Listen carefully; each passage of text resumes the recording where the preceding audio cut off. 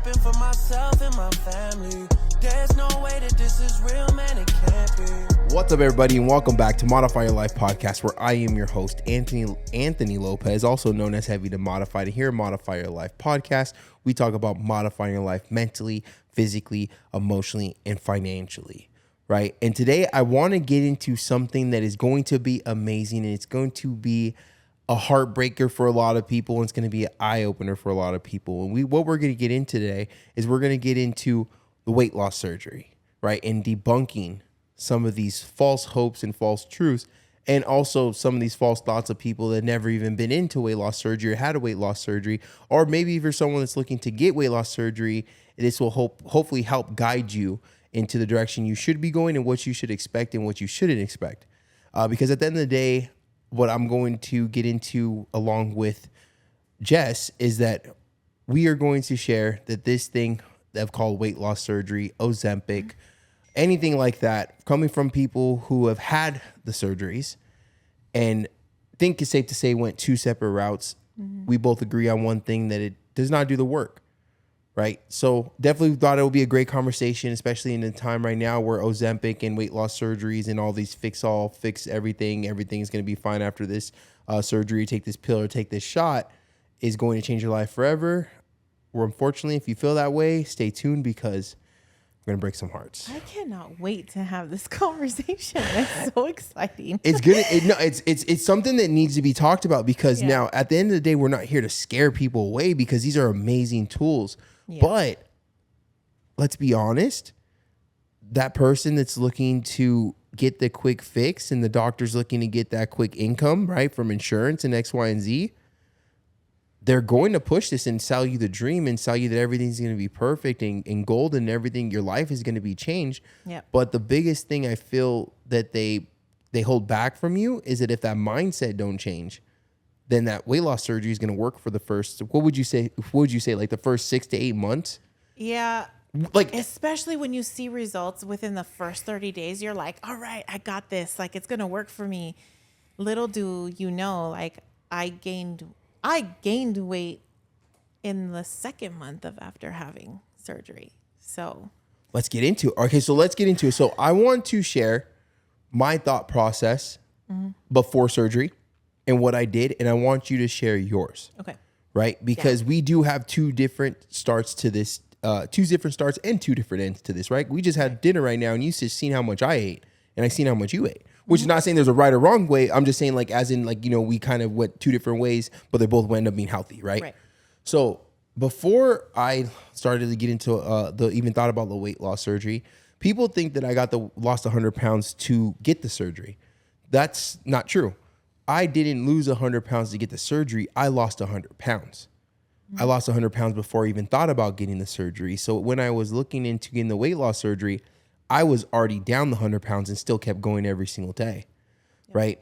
And the reason why that I ended up going towards a weight loss surgery is because I wanted this time to be the last time, right? I didn't want to have to fight the same fight again. But something that I started doing, and I wish I'd had the doctor's Instagram or his YouTube channel, was a Filipino guy, but I was watching all his videos. So he was making videos for a long time, way before I even knew what the weight loss surgery was.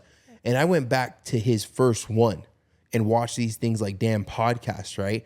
And I seen that he talked about the whole mindset. He talked about this is not a fix-all. And he see how he was a doctor debunking these other doctors. And I really wish I remember his name. And if I can remember, I'll put it down there below so you guys can check out his stuff. His content changed over COVID and turned into more of like COVID conversation.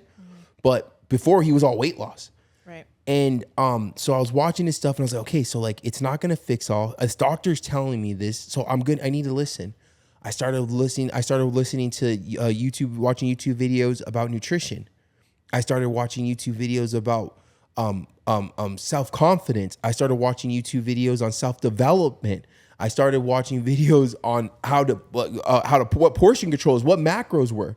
Like I did all this in this process of losing the weight and kept on losing weight while I was looking at this stuff. So when I got to the point of deciding to do weight loss surgery, I was ready to go. I was like hands down ready to freaking go. I knew what I wanted to do. The only thing I didn't know is what doctor I wanted to go to. But mentally, I went in there knowing that this is a tool and this is not going to change my life, but this is going to be something that's going to help progress me into not only forcing portion control, but wanting to do portion control. And this is going to allow me to take myself from this 550 pound person, because remember, I lost over 100 pounds, and it's going to get me out of this unsafe, deathly health that I'm at. Right. And it's going to help progress me into the way I want it to go. So when I came in and ready to get the surgery, I didn't have to do any pre-ops. I only had to do the pre-op for like a week, because that's just to make my organs and everything that has to do go down, as in like the 7-day small step. But other than that, I was already eating. Liver. Yeah, it was. Yeah, I was already eating like the pre-op diet. Once I saw the video about that, I started doing that. Right now, obviously, that's helped me lose a lot of weight because I was eating very little food, and I don't recommend that for that long. But that's what I needed to take this serious. And at this point in my life, and this is something I talk about a lot with my clients, and we just talked about it a little bit right now, is that I didn't wait to be at my goal or start losing weight to start learning about this. I didn't wait to have my surgery to start understanding what I'm doing and why I'm doing it. Because that's something that I was learning, that's where the knowledge, like it just kind of, for some reason, that always clicked in my head when I started getting to this whole weight loss journey, is knowledge is power. And we've heard it all the time, and I never respected it, but it was so true.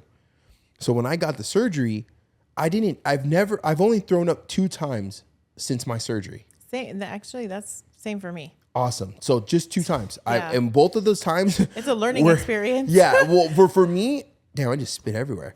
For me, I threw up 2 times, but both, it's such a stereotype. Both of those times were eating watermelon. Because it's so small and it's liquid that like you don't realize how much you're eating of it, and then once it like turns down to water form, you're like already full. Yeah. But there were both times where we're eating fruit, but if no food, no nothing like that. Even when I was going in the path of stretching my stomach, but that's where my mindset was. I knew that this was not a tool. I did for almost, I don't know, what would you say? It was like almost a year before I got the surgery, Frankie. Right? I studied this stuff every single night. Francine thought I was a lunatic. She didn't even know what I was watching. She just knew I was on YouTube all freaking day doing, just nerding out on this stuff. But I didn't want to do this again. I was sick and tired. And the fact, remember, this is after I've already been suicidal. Yeah. So I did not ever want to go back to that dark place. But I was mentally prepared that this surgery was going to be a tool, and it was not going to be a fix-all. And that's my mindset of getting in before the surgery. And that's all I'm going to share until you share your mindset of it. I was completely on the opposite side of the spectrum. My mom had an experience with this. She went through it, very successful even now. I think it's about 10 or 11 years old now that she's had that surgery. Let's go. And I'm so proud of her because she just had body reconstruction surgery too. Okay. Hey. Hot girl summer. All right. Right? And so... She's single? No, I'm just kidding. Stay away from my mother. My bad. I got things for weight loss girls. I'm Frankie. So, she was telling me all about this, telling me like what my prep should be, telling me like, this is what I eat now versus what I ate before. And I'm just sitting there and I'm stubborn, okay? And this is the first time and the only time you will hear me say that I am stubborn, because maybe I'm not after this. You might change. Your whole life changed after being. Thanks for having a modified podcast. I've changed my whole entire life. Yeah, post podcast. But join my program.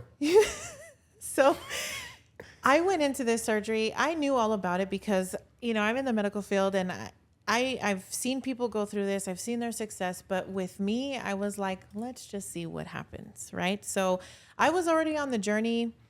I was still eating the same though. That's the worst part, is I was wasting my workouts. You can't outwork a bad diet, right? Yeah. We always say that. But this is pre-surgery, right? Pre-surgery, yeah, okay. Yes. So I finally got my referral, and I go see this surgeon, and she's tough on me. And she's like, before we can even talk about surgery, what's your goal? What's your weight goal? That's what she asked me. And I said, well, maybe 190, 180. And she's like, absolutely not. She gave me a different goal. And she was like, but before we can even go there, you need to show me that you're going to be committed and you're going to lose 100 pounds on your own. And I was like, what the hell is happening right now? Like, I thought, it seems so impossible. It seems so impossible, but the heavier you are, you make one change in your lifestyle and it comes down. Like, that's it. That's, oh, you know what? I don't want to interrupt you because I do that a lot, but No, yes, okay. I want to fix But- that. God's still working on me. But, I assumed that this was going to be my fix-all. And I went into this with a toxic mentality. Like I thought well, I don't have to try as hard because the surgery is going to do it for me. Frankie's over here like, yes. Frankie. But I will tell you, the minute I had surgery, or let's go back to the prep. So I was on a 2-week liquid diet. Mm-hmm. I maybe did 4 days before my surgery. No, not the young Frankie 4 special. days. 2 days, Frankie, Frankie. yes. Frankie did 2 days. I did 4. Okay. Because I was so sad. I cried all day, every day, because I couldn't have that crunch factor. Like I needed that crunch factor. Like I wanted to have chips. I wanted to chew my vegetables. I wanted to do all that. Let's just be real. It wasn't vegetables. It was French I was fries. going to say, girl, why did you say vegetables? Like, come on. Because look at the broccoli people is that listen to crunchy. Modify Life podcast. We are honest here, okay? The people listening were like, are you sure about that? I wanted a she wanted a taco veggie from- chip. From Jack She in the wanted, Box. she wanted a. So Yeah. she accidentally ordered chips instead of the apple. I get like that one girl on social media. It's like, I don't know where I ordered a veggie sandwich. I got a double bacon cheeseburger with fucking extra bacon and Tams. fries. Tams. It hits. Tams? What you is know, you Tams? know. It's the second top pot. It's Tams? It's in Compton. That's I the thought it number was one. Tommy's. Oh, That place Tommy's is trash. Anyways. Anyway, so I do this. I do fine. I'm post surgery now, and I do the liquid diet. I lost 30 pounds in 1 week. 30 pounds 1 week. Then I stopped trying. I started to eat solid food again. I stopped trying, stopped going to the gym. I stopped doing all of that, and I gained 4 pounds. How do you do that? And that is just proof that, yes, this is a tool. And I had to learn that so fast because my surgeon was like, what in the fuck just happened? Did you gain that weight? Because I we shouldn't be gained it. gaining. Now, right out No. of surgery, you're going to gain weight because you're bloated. But you're talking about after being home for a little bit and then Yes. and like that is like the very scary thing is like there's people that get the surgery and the doctor that I had, amazing guy, because he told me, look, you're way too young to get the gastric bypass. You have your whole life ahead of you. You shouldn't need to be taking all this medicine. Yeah. So he didn't look at me as a 650-pound guy. He looked at me as someone that was young and still had the life. And I really appreciate him for looking at that way, because now I see kind of a less long-term side effects of the bypass, and that would have messed me up. I would not be able to look the way I look, such masculine and muscular and buff and beautiful. Just from what other people tell me, There not we anything. go. But No, anyway, you know what I mean. And I'm thankful for that, because it also the sleeve is cheaper than the bypass. You know what I mean? So he saved me like a couple $1,000s, honestly. And so also, by the way, if anyone's wondering, I went to Mexico. Great, honestly, you want to get treated like royalty?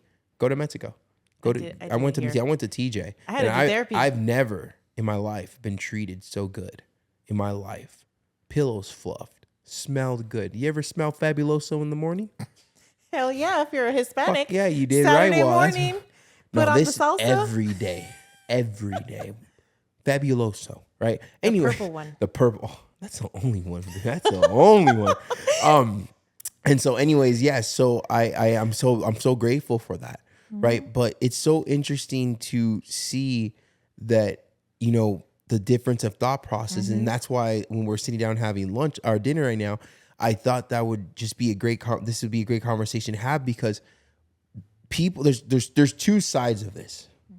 There's the social media posts, the people that are still overweight, blah blah blah. They're like, oh, you cheated, right? And my simple answer to that is that go do what I did. Yeah. Go do it. Try to go through the pain. Try to have a toxic relationship. Like for me, I had a toxic relationship with the gym before I had surgery, because I would go before work, after work, and I would starve myself sometimes thinking that was the right thing to do. And what did I do? I remained the same. Because now the only obese person that has the right to say they're not eating enough is the one with the surgery. And the one that does have surgery, you can't say that, right? Because your body adapted to something for so long, right? But and that is true, but that's usually only for I'm not gonna say usually. I'm not gonna sugarcoat it. It's only for people that weight loss surgery because your body is an amazing vessel. It adapts to certain things, right? But when you came out and you started realizing that it was a mindset, or when you started realizing that you had to break these bad habits, what allowed? Because I came in ready to go, right? I actually 8 months into it decided I needed to eat more, working with Jordan to put on muscle mass. So now in my journey, I have to remind people or tell people. Or not remind people, I have to prove to people I had this surgery because people are like, there's no way you eat that much. Because you just see me eat right now. How much if you didn't know that I had surgery, would you ever think that I had the surgery before? Absolutely not. Right? Because I just smashed down a fat ass steak and mashed potatoes. Boom. And I only ate a quarter. And she had like mine. a quarter of it. You know what I mean? And it's one of those things, but like, you know, obviously that was my that was something I wanted to put on muscle mass, right? So I'm not saying I did the right way. I'm not saying I did the wrong way. I'm saying I did it the way that worked for me. Right. But the surgery, getting down to the core value of the surgery, or the core fundamentals of the surgery, is this: it is a tool, but if not used incorrectly, it will not work. Right. 100%. And where did that click for you? Where did you have that disconnect? Minus the little couple pounds of weight gain, right? Because that was probably a shocker, and then maybe you start losing weight. But where did you have to create that disconnect from your attachment or love or comfort with food, and how hard was it to break that? To be honest, I don't think I'll ever be able to break that, even now. But my discipline and my head is in the right space now, and I'm more aligned with my goals, right? And I don't think I was back then. I didn't ask people enough questions. My surgeon was like, "Do you have any questions for me?" And I said no, because I thought I knew everything. Obviously, stubbornness, right? And not asking the right questions, not going to your groups, right? And talking to those people. Those are the things I needed to do. And doing more research, I think, would have benefited me and changed my head. But what got me was I went through all of this pain. I recovered to come back to my life, and you're telling me it's going to be the same? Yeah, that right. No. That there, yes. Right? Because what happened, and correct me if I'm wrong, right? What happened is that you went in there not really respecting this tool, thinking that this is going to be your life-changing operation that's going to automatically, you're going to wake up and have discipline and consistency and portion control and discipline, right? But it was that was a false reality. And then when reality hit, you're like, oh, wait, I need to break this addiction. I have an addiction. I have a love for food. I have, like this connection. For so many years, you had to learn how to separate that cell. Yep. Like, you have to separate it, right? And people will sit here and say, I don't have an eating problem. I don't have an eating problem. I'm not addicted. I can lose weight when I want, but no, you can't. I hear people say that all the time. If I wanted to, I could. Then why don't you? Because they can't. Well, no, sorry, they can. They won't. Sorry, they can. No, sorry. They can. You can lose weight, but you're not willing to put in the work, right? So what people will do is will run to these surgeries or Ozempic. But guess what? I will tell you right now, I am an online coach, right? And I work with a lot of people around the world, amazing people. And one thing from the people on my program, and I have a lot of people on my program that have had the gastric sleeve, the gastric bypass. Some people 6-7 years ago, some people 6-7 months ago. And the majority of them, without breaking the mindset before getting the surgery, start gaining weight in a couple months. Yep. Right? Because when you are someone that is obese and morbidly obese, you will find a way to get that good tasting fast food in, even if you have to blend it. And you think I'm joking, you think I'm making that up. There is people that have blended food and drank it just so they could get their McDonald's fix. And that it sounds to you, it may sound crazy to you, but it's I'm telling you, obviously I can't share names, but I hear these things. And you have to understand that this is a legal drug. Mm-hmm. This is a legal addiction. But this is your obligation to separate that. Like, how long are you going to let this food take over your life until it takes your life? Right. Like, that's it. You know what I mean? Like, you have to understand that. And how hard was it for you to really figure out what your core problem was after the surgery? I feel like it was after McDonald's, after Jack in the Box, after all of those fast food places, I genuinely felt like shit. I felt like I was fatigued. I was like just out of it. And then I would go to sleep. I would sleep right after I ate all that stuff. Or I would feel like, okay, I just had that big meal. In an hour, I'll be hungry again. So what are we going to do then? I was already thinking. Because your stomach was smaller. Yeah. So you had to wait for it to process, which more takes. Think about it. It takes 2 hours to digest, but in an hour, that's 50% is already processed. Right. So that means you have 50% more food in your stomach. So that means you could be eating every single hour, not the good food, and gain the weight, right? Exactly. So I'd be like, okay, well, even if I just go to a restaurant or whatever, pull up in the drive-thru and get nuggets, like that was my thing. Like it's protein, right? Fried protein, but it's still not enough to make me gain weight. And then it did. Yeah, because your body adapted to the Exactly. low calories. And then also too, it's not hard after 5-6 months, I'll say 5-6 months of your surgery to eat over 3,000. I've seen it. I have clients who've had the surgery and 3-4 months later have had 3,000 calorie days. That's insane. Guess what happens? Oh, you're thinking, well, how's it possible for them to eat 3,000 calorie days? Drinking it. Yes. Coffee, Starbucks, apple favorite thing in juice, the world. orange juice, slider food. A lot of you like, well, what's slider food? That's not really possible to get 3,000. Have you ever seen what a couple servings of freaking Cheez-Its look like after chewed up? It's like this. It's a little bit bigger than 4 quarters. You know, your stomach's way bigger than 4 quarters even after surgery. Then you wash it down with some apple juice. Now you're looking at about 800 calories right there. You do that a couple times a day. There's 3,000 calorie days, right? But people they don't understand that what we have to change what we put in our mouth, right? And what they do is what they do is that they go towards a thing that's called slider food, right? And slider food is basically finger food, right? That is like cheese and crackers, and stuff that they say after surgery to have. They always say have cheese and all that, like this all high calorie stuff. Like and the reason why that after surgery, and correct me if I'm wrong, maybe you went through this too. I'm assuming you did.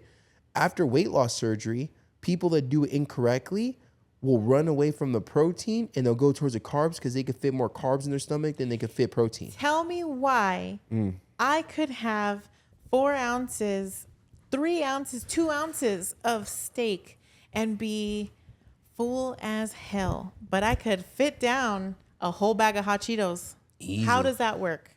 Yeah. You want to know though, simple math of how it works. And so I could paint a picture is that don't look at the food as a whole. Look at the food after being chewed. You chew a decent sized piece of steak for 20 times, and you chew 10 hot Cheetos.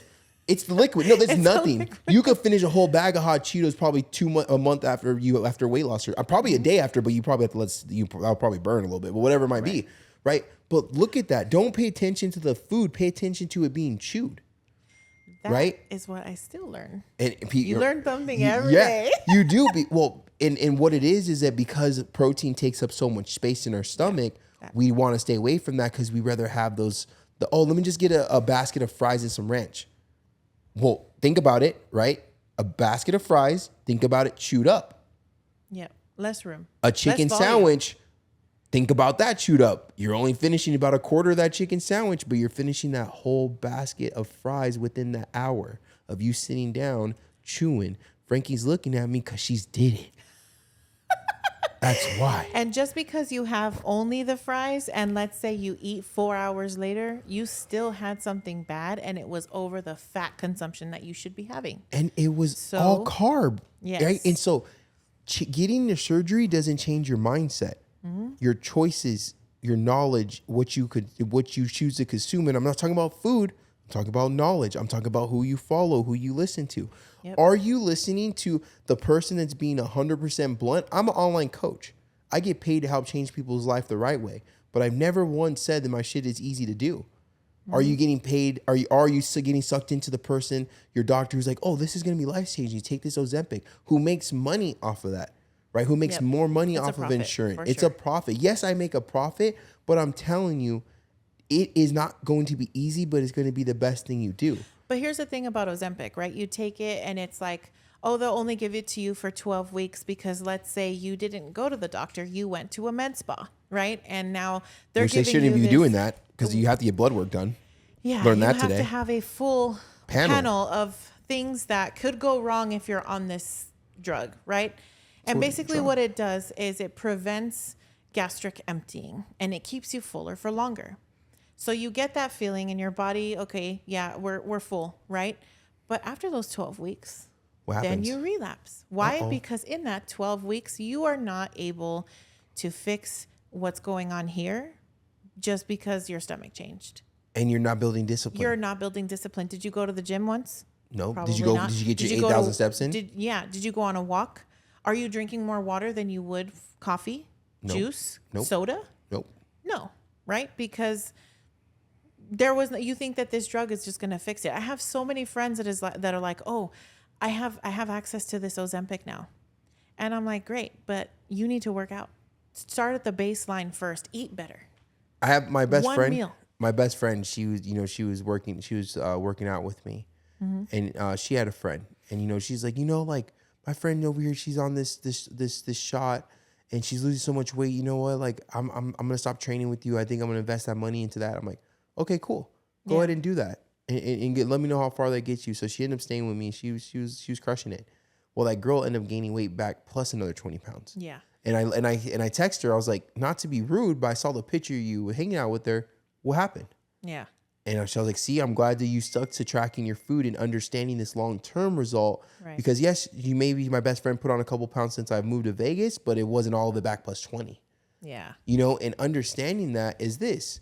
No matter which way we go in this weight loss journey, you need to break bad habits. I don't care. If you want to have the sleeve and you have the means for it or your insurance covers it and you think that's going to be best for you, okay, you're still going to have to break bad habits. You want to do Ozempic to get a kickstart in your weight loss journey. If you're healthy enough, you get your blood work done, you're not trying to get this stuff from black market, you're actually going to get it from a doctor that's going to check your blood work, cool, start it off that way. But you need to build discipline. You need to understand what portion control is. You need to understand how to track your food, why protein's important, and stop taking, like, how I look at it like this. You go and get weight loss surgery, lap band, whatever you want to call it, gastric sleeve, bypass, Ozempic, right?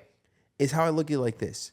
That is like you going to get a Lamborghini and then going and put a freaking Costco hubcaps on that damn thing. Like, think no about cheat it. Code. You know what I mean? Like, that's what you're doing. You're going to fucking Costco to put wheels on the Lamborghini. You're going to, you know what I mean? Like, you're putting like the cheapest gas in this thing.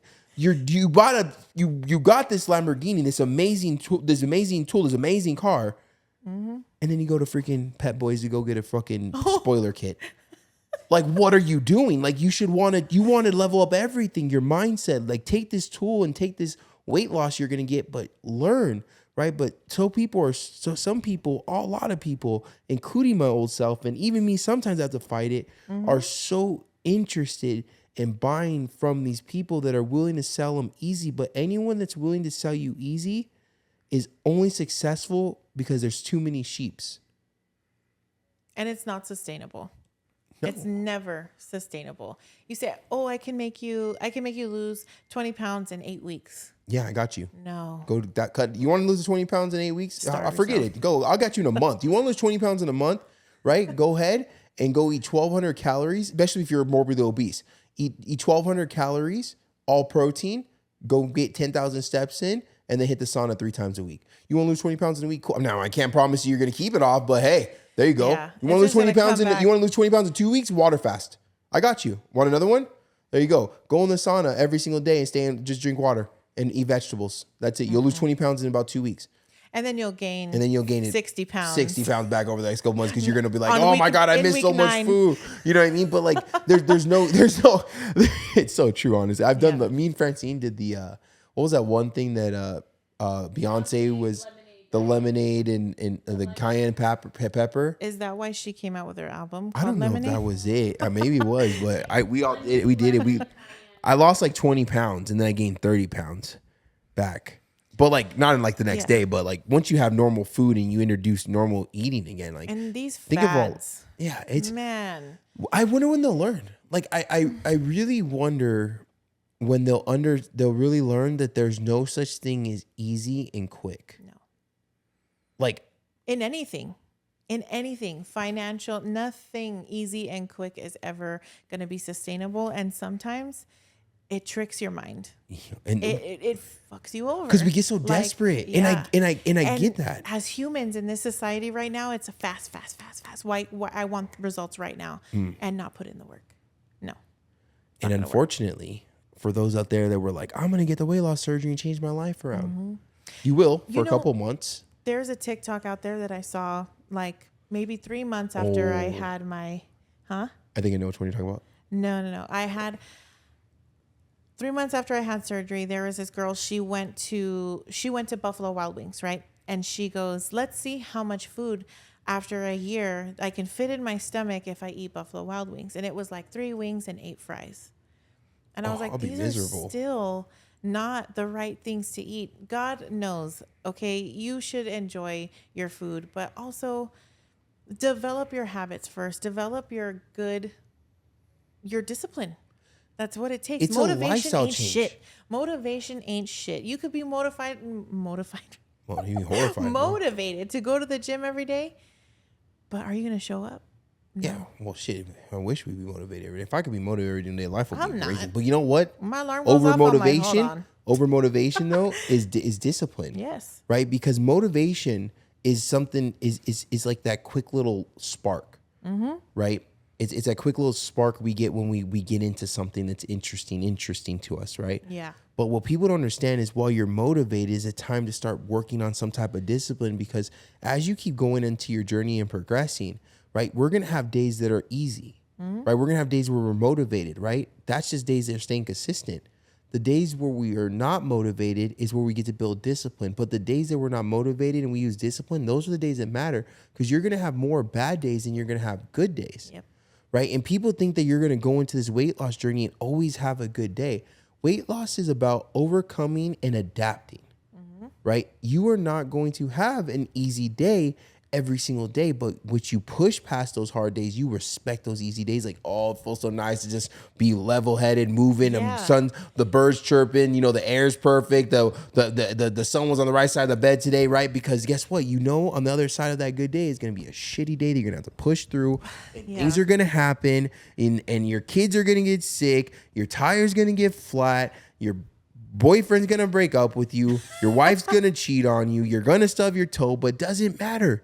Like, you are promised bad fucking days. Yeah. Like, and guess what? What you're not promised is tomorrow. Right. Like, you're not promised. Closer and closer as you eat like shit. As you develop you work in the industry. Yep. You work in the industry. The people that you work with, what are you seeing right now in this society of the industry that you work in? The industry that I work in right now is a high stress, high excuse industry. Okay, I have patients coming in to see our doctors that are like, I just can't keep this weight off. I can't keep this weight off. And what do? They send them to bariatrics, which is the people that do the surgeries, and they talk about weight loss and all that stuff. It's not even talked about, okay, what habits do you have? Eat healthier. Okay, but what do I eat? There's no lists that go out to our patients. There are no resources. Hey, watch the, and now we're in a YouTube, TikTok kind of society now, right? Where any dickhead with thumbs can make an account. Exactly. Unfortunately, exactly. So I'm watching these like people Kelly Muscle talk about, I want to be on Ozempic, I want to be on semaglutide, and it's just like, if you are convincing strong enough, your doctor will be like, all right, cool, here's this, fix it, I don't care. You know why, right? Because it's a profit. Yeah, because it makes the doctor more money to give the shots and the pills and the surgeries than for him to say, hey, what I want you to focus on 8,000 steps a day, getting as close as a gallon a day, hitting the gym 3 times a week, and taking your fast food trips. If you normally do 7, let's do 3 a week, and I want it to be one meal, but let's get 3 solid meals of eating at home daily. And sometimes I do respect the insurance industry can be very touch and go. There's good and there's bad. There's good and there's bad. If you accept there's good, then you have to accept there's bad, and vice versa. These insurance companies will push back at the doctor sometimes and say, we need to try and fail on this medication before we can give this medication out, because there's a shortage. And why is there a shortage? Because all these people found so many benefits of weight loss. It's not even approved for weight loss yet. You know, so we're giving things as a band-aid, but really what you need to work on is why you feel the way you feel and why you cope the way that you cope. I feel like is a strong one, because why is it that when you're so happy, for me, right? I wanted to go and get myself, I wanted to treat myself, and treat myself wasn't even shopping. It wasn't even buying shoes. It was like, I'm gonna go get this McChicken real quick and we're gonna be happy. And that was my world. So, but when I was sad or when I was pissed, I would do the same thing. And it was the same toxic habit. So whenever I felt any kind of way, I was treating myself with food. Yeah, because it gives you that dopamine of both sides. It gives you Yes. that. What it does though, high. it gives you that high. You get, you're like that little crackhead getting a little fix. You know what I mean? But this- From the yeah. big old golden arches. But the medication ain't gonna do that for you. It's not No, gonna it numbs the pain. fix you up here. This is the powerhouse right here. It- It's the powerhouse. What it does, it numbs the pain. That fast food line that you're sitting in right now, going through something, being stressed, being a single mom, being a single dad, right, working 2 jobs, that right there is just a band-aid of convenience for you. Yep. That's a one thing that you feel that you have control over. But actually, at the end of the day, that's a one thing that has a chokehold on us, right? Is we let food constantly I remembered this, right? I remember before surgery. I remember before my weight loss, and I remember after my weight loss. I remember before my weight loss, me and Francine would be eating breakfast or making breakfast, talking about what we're going to eat for lunch or dinner. Yep. I've been there too. We will be sitting there eating something and watching a video, a TikTok, an Instagram about a restaurant, and say, let's go there for dinner while we're still indulging in food in front of us, right? And it's something that me and Francine bumped heads until it finally clicked for her, is that after I started working on myself, talking about food made me feel disgusting. Because what happens if Francine and her best friend, or her best friend, the way they would talk about food, it literally made me feel disgusted. Yeah. When I would sit in the car with them, I just was like you're almost bleh. full about the conversation. I'm like, you guys talk about it like it's your lover. You're like, Like, you know what I mean? Like, it's like a novella. Like, oh my God, did you hear about that new Big Mac? gasps in Oh my Spanish. God. Did you hear about that new dipping sauce at Popeyes? Fire. Let me go try Fire. that. Oh, the gooey drippy. I'm like, what the? Oh my God. And I got so like, was one time I had to tell him to stop. I'm like, yo, stop talking about food like you're about to Yeah. go make love to this damn thing. You know what I mean? But at the end of the day, like, we don't realize that we just put this food on a pedestal because just gonna say that, that's yeah. what we like, that's like It's the like your filler in our church. relationship. Yeah. Right. That's a filler in our friendship. It's not let's go out for a jog. Let's go out to eat and then go drink. Right. But those two things are just big crutches we all use. Alcohol, drugs, over medication, over consumption in food, right? Indulging in sweets. All that stuff is just a band-aid from your real problem. Right. That's all you just running from your real problem. It's something I've said a long time ago, and hopefully I've mastered this and it comes out right. Is that a Band-Aid is only put there to cover a problem. Only time will heal the problem. Right. Right. And that is because That's a a good one. Band-Aid is covering up a wound. Right. And you could put multiple Band-Aids on something, but it's not until over time till you rip the Band-Aids off and over time that wound is going to heal. But a Band-Aid ain't going to do nothing for it. A Band-Aid is not going to do not one thing for it. And we need to stop running to these Band-Aids and start running to who we want to become and what that person should be doing. Yeah. Right. And you could sit here and you could be like, oh, well, they don't understand. Yes, I do understand. Right? Because at the end of the day, I couldn't wipe my ass correctly. I couldn't see my dick. I was in a body that I looked at that was a disgrace to the Lopez family. That's how I felt. That's not how they felt. At one point in life, Jess was in a body that, she didn't feel that maybe deserved love or that should be respected or was respected. The one thing I was like, I am this way and I don't deserve love. I am not deserving of anything. Because I don't have respect for myself. How am I going to have respect for a whole ass relationship? I had a kid looking up to me, and let alone he's a male, and he's going to be setting the stone for his family one day. And what foundation is he going to have?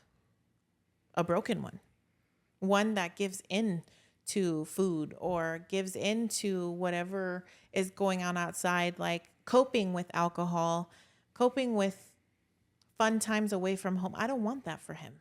I want him to lay a foundation that's going to be the stronghold of his family. And I hope that he's learning that from me or from the family that we have, because that would just thinking about it would just break my heart. Like not being so strong-minded as I want him to be. Hell no, you laid that foundation. You did. You laid that foundation. I mean, even just him probably listening to this podcast and hearing you talk is gonna, it's well, because you got to understand that, we're talking about the old versions of ourselves that are so many versions of people today. Mm-hmm. Right? Like we're coming from a headspace of who we once were, and thank God that we fixed it, but understand that people are where we once were. And thank God we want to talk about it, because not everybody wants to talk about it. Not everybody wants to be this transparent. Like surgery will change your life only if you are willing to accept the change. And only if you're willing to change. Exactly. If your mindset changes with that belly, you know what I mean? That little snip, right? And our Ozempic, like I said earlier, like I'm not opposed for anyone to take these tools and jumpstart their life, but don't think it's a fix all. Yeah. Right? And do your research and understand this stuff and understand where you started running to food for, where you're coping from, right? Our brain is very powerful, right? There's been so many times over the last couple months that I've been running that I want to stop. My brain is telling me to let's stop here. Let's stop here. Let's stop here. Hey, you're tired. Hey, you're tired. Hey, you're tired. Sorry, I said my brain, but I meant to say my body. My body is telling me to stop here. You're tired. Let's go. Body's on, slow down a little bit. Oh, I got a little tight hip. Oh, blah, blah, blah, blah, right? But I keep pushing and I keep pushing, because you have to understand that you are stronger than you think, right? Yeah. You are stronger physically and you are stronger mentally than you think. But what the problem is that you give up when you give a little bit of pushback, when life gets a little difficult, when your diet gets a little hard. I hate the word diet, but I just said it. When when your coach starts to get a little tough on you, when the sun's no longer shining, when you don't wake up in a good mood, you use every single difficult thing in life, very little difficult things in life, and it doesn't take much to have something difficult in life, and you just give up on yourself, right? And how are you going to ever realize how strong you are is every single time you get a little boo-boo, you run away and cry. Yep. And you don't try to keep pushing past it. It's a muscle you have to work. The mindset that you need to be in order to change your life is a literal muscle that you need to be able to say and work past through it. You know how you're take creatine, lifting, damn it. You're lifting, right? And you have that lactic acid buildup where it says, stop because I'm overworking now. And you push through it. No, that's when you say, shut up, Bo. Yeah. I control and this. you feel like, hell yeah. I demand you, bro. I know. I tell my clients, chase that burn. Like, hell yeah. Pain is not normal. I cry. Earn the burn. Earn the burn. I ain't talking about the burn when you pee. Oh. All right, I'm talking about the burn in the gym. Like this. That's the clap. Let me get a round of applause. No, I'm just kidding. But no, but it's a mindset over everything, right? And regardless where you're at and what position in life that you're sitting in right now, you could fix it. Dude, I couldn't even imagine being here right now. I could, if you would have told me, Jess, you're in 2 years, 3 years. How long has it been since 2019? 5 years? 4 years. 4 years. 5 years. Okay, 5. I'm dyslexic. I don't know what today is. I don't know how to math today. It's like my 5th podcast today, bro. I'm out of it. In 5 years, you would have lost the weight of a whole human being. I would have been like, nah, I don't have the mental for that. Bro, right? Yeah, if you would have told me freaking 4 years ago that I was going to be a weight loss coach and look at me. There's a big ass poster in my living room of Anthony Lopez keynote speaker. Like, what? If you would have told me 4 years ago, if all I had to do is get my shit together and be a man that I was raised to be, and my life would change like this, I would have looked at you and spit in your face and said, don't you lie to me like that. Don't you get my hopes up? I am depressed and suicidal right now. Don't you lie to me like that. But it's what has happened. Like, and I didn't do anything that's impossible. Yeah.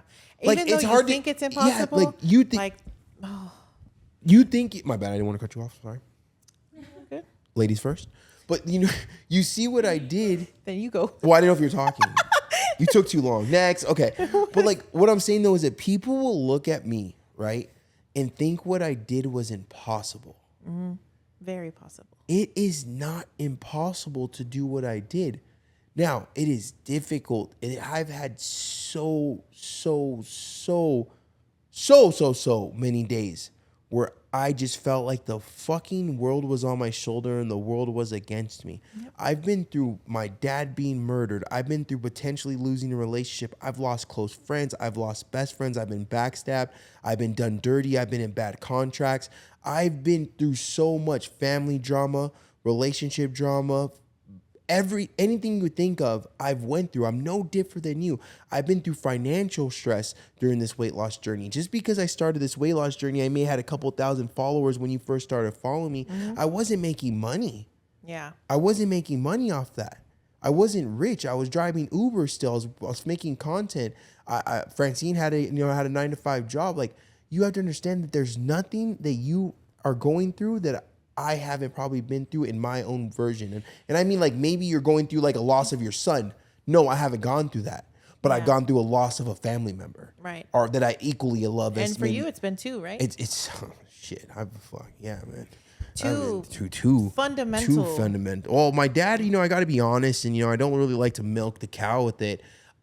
My dad getting murdered, it wasn't like me and him were super close. Yeah, I remember saying that. What it was, though, is that no one should ever be taken like that.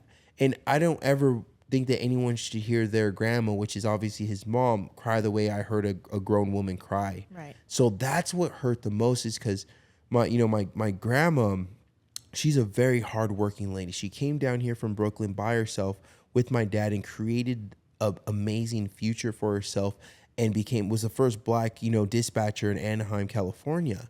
So to know how strong that woman is and what she's overcame from racism, it says Negro on her birth certificate. Oh my goodness. She's overcame a lot of segregation and overcame a lot, mm-hmm. right? And so when you hear someone that strong cry like that, that's what messed me up. Yeah. So losing my dad, it sucked, but it didn't suck. Like it didn't hurt. It hurt a different hurt like than losing my grandpa. Yeah. You know what I mean? My grandpa, I felt like I lost a piece of my soul.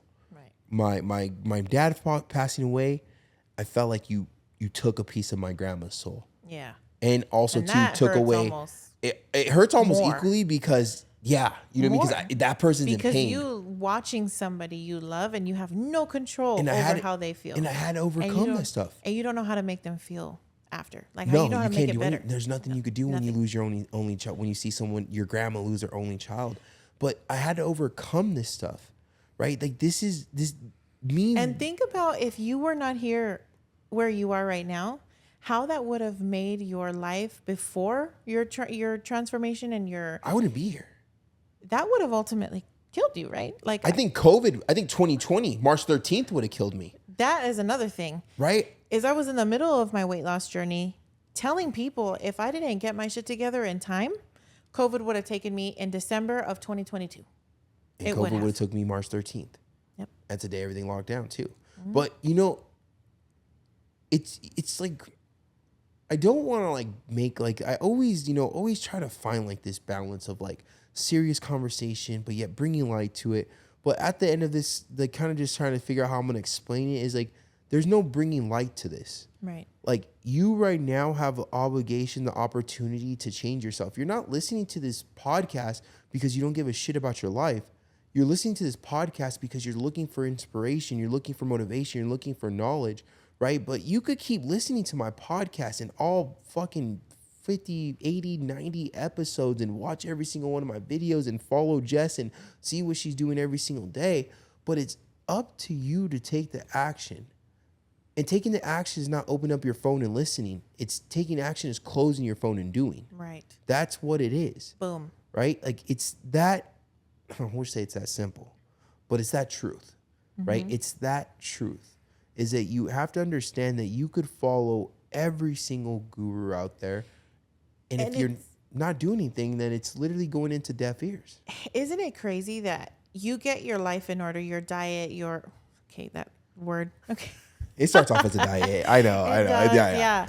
It's just, you get your nutrition in order. You get your physical workouts in order. You work on yourself, and everything else you find a problem with, you want to solve financial issues, right? Gosh. Financial problems. You want to be better at working with your money. You want to be better at being a better husband, being a better wife. And sometimes that's not always possible because only one of you is going through that journey. And that's another conversation we need to have. But Yeah, we have to wait for a couple months for that one. yeah. But well, think about this. But it's a waterfall of things good- that you good or have bad. to fix. Yes. And guess what? The waterfall go both ways. It can go the way you want to become or the way you've been. Like Where it's the like rocks splits, where the are, rock or- splits. You know what I mean? Yeah. And like kind of like, you know, and loving that, because think about this. And now if I haven't brought this up before, or if you haven't heard this before and other people have heard this before, they'll hear it now. Why do you think my podcast is not called anything to do with weight loss? It's Modify Your Life. Mentally, physically, emotionally, and financially and spiritually. Yes. Right? Because those are all the fundamentals, are all the changes in my life that I've made just because I started working on myself. Yep. My mental, I actually love myself. I love myself enough to be present in the time, and I love myself enough that I have the confidence I can help other people in life. Mm-hmm. Physical, we don't need to talk about that. Your boy got some guns. You know what I mean? That's we got the gun, welcome to the gun show, right? Mentally, physically, emotionally. Emotionally, I'm in the present. Emotionally, I could actually listen to someone and not only have to give advice, but I could listen to what they have to say and take it in and feel that I could bring some type of value to that person. I'm emotionally available to my family on boundaries. I'm emotionally available to my clients. I'm emotionally available to Francine. But the biggest thing is I'm emotionally available to myself. I know how to take life situations and not think with emotion, but take a step back and understand the good and the bad and the ugly and which way I need to go from it. The one toxic thing that I hate that's going on right now is, you know, June was Men's Mental Health Awareness Month.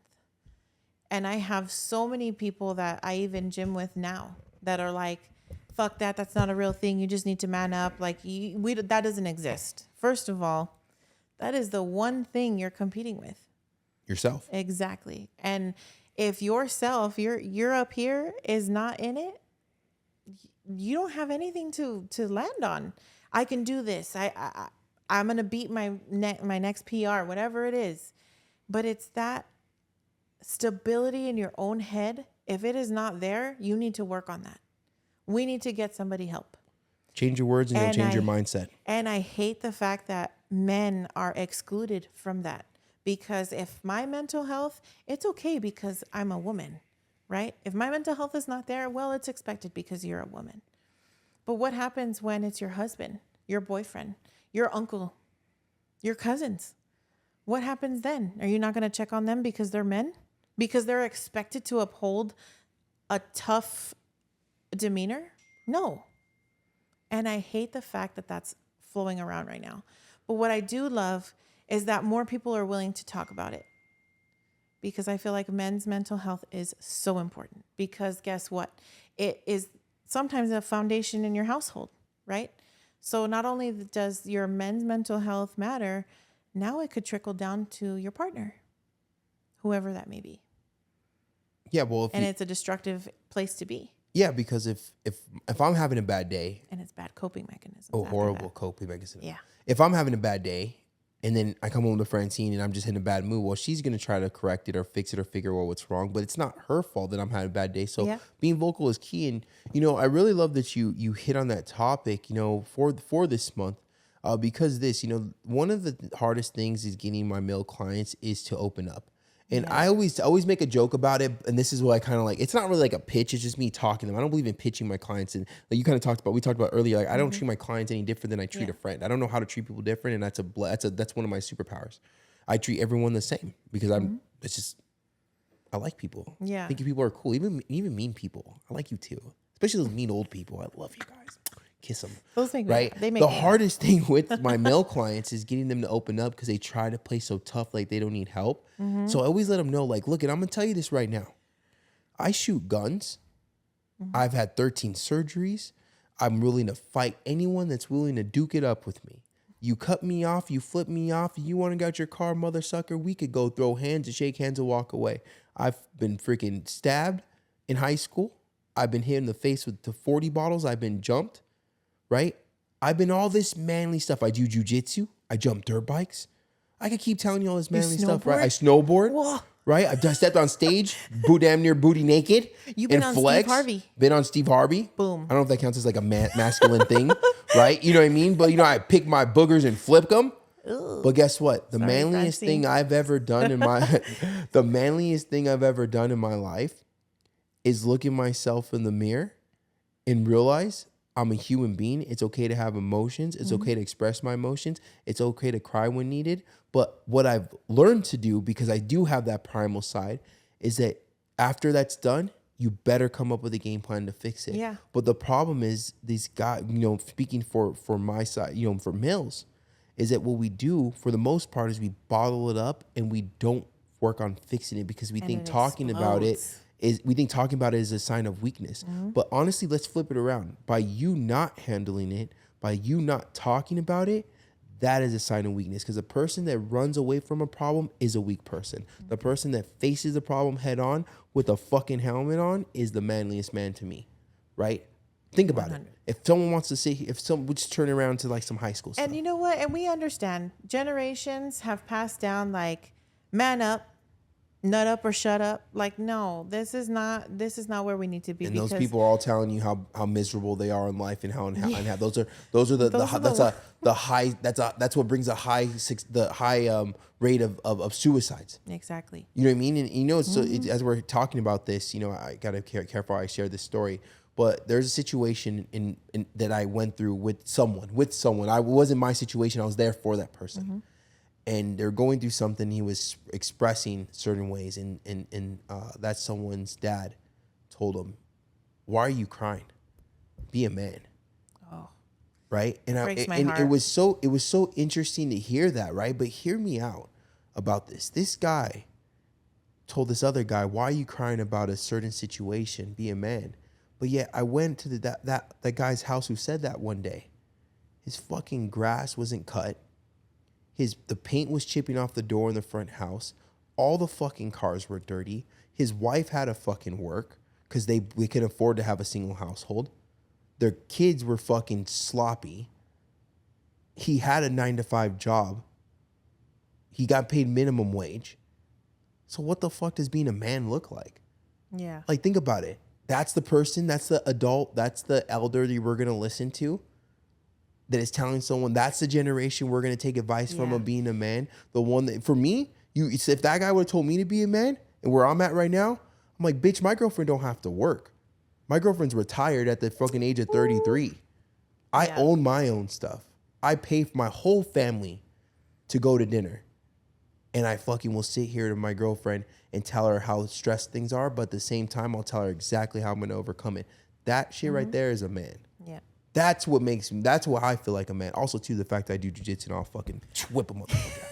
But that's the vibe. That's what we take this advice from. Be a man. Be a man. Bitch, what do you have that makes you a man? What'd your credit score look like? Mow your lawn. Yeah, exactly. Yeah, what do your boxers look like? You have a fucking stain in your drawers? Like, that's what I want to know. No. Like, people talk about, oh yeah, man up, be a man. Don't complain about that. Like, it's just goofy. Or that's just how I am mindset drives me absolutely crazy. Break that down. Like, you are in a relationship with your partner, and you observe the fact that communication isn't the best, and you want to say, hey, let's make this better. I want to talk about our problems. I want you to come home and tell me how your day was. And if it was fucked up, I want you to talk about it. Well, I don't talk about it because that's just how I am. No. He's broken. Broken as fuck. And I think right now our generation is about breaking generational curses.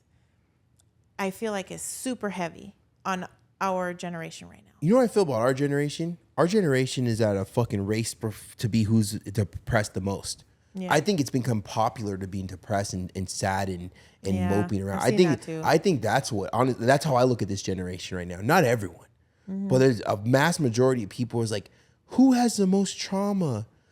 Oh my gosh! Again, right now I'm seeing like this thing pop off on TikTok of like, oh narcissistic. Like your mom was your mom.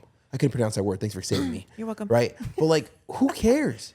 Like, you don't have to be your mom, and what's done is done. We need to move on. And coping is not going back to the past and saying poor me. Coping is understanding it happened and understanding it's part of your life, but you no longer have to let it have a choke on you. Yes. And I think Stop being a fucking rush to be in third place. The one thing that my mom, and I will take with me forever, because this is what she told me about my ex-fiance at the time, is childhood trauma is going to be with everybody. Everyone's going to have, we've all been through childhood trauma, unless, you didn't, which is great. But also, if you did, taking that into your adulthood and using it as poor me, as this victim mentality, that is your choice as an adult. And whether you want to move on from it or you don't is your choice. What are you going to do to fix it? Uh-oh. Sounds like obesity. Exactly. Right? That's what comes after. Right. Well, no, it sounds like obesity is like, oh, well, my parents didn't teach me nutrition. But I had a You're traumatic 30 years childhood. old, Lisa and Steven. Why are you still talking about your 9-year-old self? Sorry, Lisa and Steven. I know, sorry. I'm so sorry. They're like, what did I do? But like, why are you sitting here on TikTok or whatever crying about this stuff when you could be actually channeling this frustration to realizing this is not who you want to be anymore? Why? Let me tell you why. Because it's easier to complain about it and it's a lot harder to take action. It's a lot harder to look in the mirror and say, oh, hi, Lisa. Hi, Steven. Hi, we're back again. It's time to fix this. Yes. You don't want to be unhealthy. We need to stop using this childhood trauma as an excuse. Why is it hard to do that? Because now you're faced with the truth that you are obligated to become a best version of you. And if you choose not to do it, then you are going to keep living this mediocre lifestyle. Yep. And you will sit here and complain every single day, but you were not willing to put in the work to change. It's a constant struggle through and through, right? You're obese. You can't do certain things, like we said in the other podcast, is you limit yourself to things to accommodate your obesity. And that's not good. It's not a good feeling. I have been there. We've talked about it already. Like, it's just, you're not happy. Let's make you happy. Let's get you help to help you be happy. And you can start right now. Like, literally, you know what? We can all start right now being happy. It's finding one task that we want to complete today and we get it done. And then guess what? Tomorrow we do the task again, or we find a new task to do, right? And tomorrow we focus on one thing of doing good. And then, and guess what? We got that compounding interest, right, of doing things and completing the goal. And then we move it on to a bigger goal. Maybe the gym once a week. Maybe tracking your food once a week or once a day. And then maybe get tracking your food twice a day. It's going to take time. Just like we can't rush weight loss or we don't rush weight gain. We can't rush weight loss or rush creating a habit. We've been making these habits for a long time. Yeah. Right? So regardless of what we get into, Ozempic, weight loss surgery, natural, whatever it is, it's going to take time. Yep. It's going to take hard work. It's going to take separation. It's the investment of your mindset. And your money. And your money. Honestly, I'm your coach if you need me. Yeah. Holler at me. My stuff ain't free, but I got you. Holler. Send me a call. No. Get up in my DMs. That's how I promote myself. Like, hey, by the way, if you felt insulted, but you need your life changed, I'm also a coach, by the way. I promise you I'm a lot nicer on a coach I am on the podcast. But you know what though? I gotta be honest before we get going, because I know you got a long day tomorrow. Is that my clients that are my clients, my clients that are my clients. Hi clients. Love all you guys. Is it this? They really enjoy this podcast because not only do they get to see like this, like different sides of their coach, like as in being not really different side, but this side of the mindset, but they know what I'm saying is true. And I think it just like fires them up. Yeah. Right. And it's really cool. Now, some clients or maybe you're listening right now and you're a future client without even knowing it. Hi, I'll be your coach soon. Is it this? Now you may be feeling disrespected. You may be feeling called out. You may be feeling attacked. But if the shoe fits, that is you internally telling yourself you need to change. So if you feel attacked, good. If you feel mad at this podcast, good. If you feel frustrated, you want to uppercut me in my mouth, bring it on, baby. But good. because that shows that inside you want to make a change. Yes. That shows that something that I've said or Jess said today set so heavy on your soul that it brought emotion. Because nothing that you don't care about doesn't bring emotion, right? Because the last time you got pissed off is because someone told you the truth. You only get mad at things that you hear that you truly believe are true, and that's what bothers you. It's relatable, and you heard it here first. And let me tell you, your older family members, your aunts, your uncles, your mom, your dad, they don't want to bury you. I'm going to tell you that right now because it is a heartbreaking thing to go through. I've been through it multiple times from different ends of the spectrum. I mean, well, and yeah. It is never easy. Hell no. Well, I just watched what my grandma had to do with her son. Yeah. You know what I mean? And like, no one should ever do that. So now think about this. She is broken, absolutely strong woman broken. But she's broken, and that was not due by the choice of him. That was done by the choice of someone else. So imagine when your mom or your grandma, your uncle or your brother or your sister, your niece get a phone call that obesity finally took over. Like that you lost your life from your fight to obesity, right? Don't become that person. And like, I know it sounds so far-fetched, people. I know it's like, oh, I'll never do that. Yeah. You don't have to be 300, 400, 500, 600, 700 pounds to pass away from obesity. Fat around your heart is fat around your heart. And being overweight is overweight, whether it's 10 pounds or it's 100 pounds, right? You want to be healthy and you want to be happy and you want to be here for not only yourself, for your loved ones. So it's up to you to get out there, change your life around, change your mindset, change your eating, change the way you look at life, and change the way you look at yourself. Step by step. Brick by brick. Hey. Let's go. And this is Modify Your Life podcast. Shout out to my amazing guest, Jess. Hey. Hey, guest, Jess. Hey. And all her Instagram will be down below. Give her a follow. Her journey is amazing. She is crushing it. And how much more weight do you have to go down? You're like, I'm done. What the hell? Okay.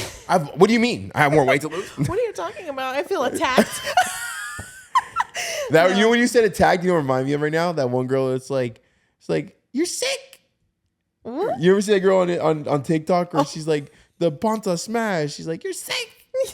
You know which one I relate to? Shut the fuck up. Oh, yeah. That's, bro, that's every single time. Every single time someone says like, why are you drinking diet soda? I'm like, shut the fuck up. You drink alcohol every weekend. Oh, God, don't even get me started on that topic. Well, that's a whole other one. Anyways, I have 80 pounds left to lose. Let's go. That went from triple digits down to double digits. Or double. Single. You're tired. Double. It's Mimi's time. Oh, hey, call me Joe Rogan. And catch me on Joe Rogan's podcast soon. Watch this, people. No way. Watch this. This is Anthony Lopez, also known as Having to Modify. It's Modify Your Life podcast. Shout out to my guest, Jess. And if we brought value, make sure you share, like, comment. I live off the views, people. If I don't see the views, I'm just kidding.